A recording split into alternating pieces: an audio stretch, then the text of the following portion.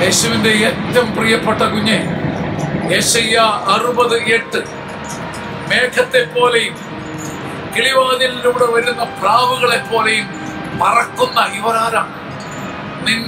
നീ ദൈവത്തിൽ ആശ്രയിക്കുമ്പോൾ, ദൈവത്തിന്റെ നാമം നിന്നെ അച്ചുകുത്തുമ്പോൾ നിനക്ക് കിട്ടുന്ന ഒരു ഭാഗ്യമാണ്.